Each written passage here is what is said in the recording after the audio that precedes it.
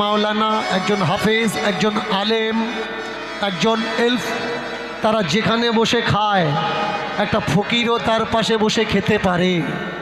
কিন্তু আমার সমাজে ব্রাহ্মণ যে রাস্তা দিয়ে চলে সেই রাস্তা দিয়ে নিজ জাতের মানুষ চলতে পারবে না।